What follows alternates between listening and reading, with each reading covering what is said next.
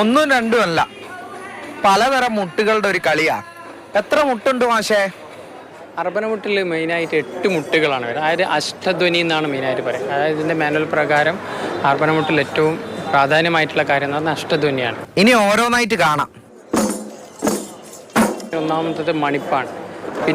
അത് മണിപ്പ് നമ്മൾ മണിച്ചുകൊണ്ട് 1 അടിക്കുക. അതായത് രണ്ടാമത് നമ്മൾ തട്ട്, പിന്നെ നമ്മളെ വിരൽ, പിന്നെ നമ്മൾ മുട്ട് കൊണ്ട്, പിന്നെ നമ്മൾ തട്ട് മണിപ്പ് തട്ട് മണിപ്പ്, അതായത് 8 മുട്ടുകൾ. അർബനമുട്ടിൽ പിന്നെ പ്രാധാന്യമായി മെയ്ത്തായമാണ്. അത് നമ്മളെ ശരീരഭാഗങ്ങളിൽ തട്ടിക്കൊണ്ട് കളിക്കുക എന്നുള്ളതാണ്. അത് നമ്മൾ 1, 2, 3, 4 അതായത് നമ്മളെ ശരീരഭാഗങ്ങളിൽ തട്ടിക്കൊണ്ട് കളിക്കുന്നതാണ് മെയ്ത്തായം എന്ന് പറയുന്നത്. അപ്പോൾ ഓരോ മുട്ടും കണ്ടു. ഇതിൽ പ്രധാനപ്പെട്ട ഒരു മുട്ട് കൂടിയുണ്ട്. അത് കാൽമുട്ട് തന്നെയാ.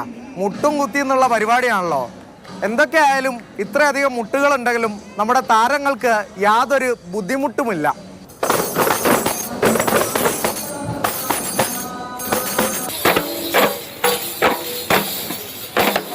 കലോത്സവ നഗരിയിൽ നിന്നും VS ബിജുവിനും മനുവിനും ഒപ്പം അരുണമൃതനാഥ്, മാതൃഭൂമി ന്യൂസ്.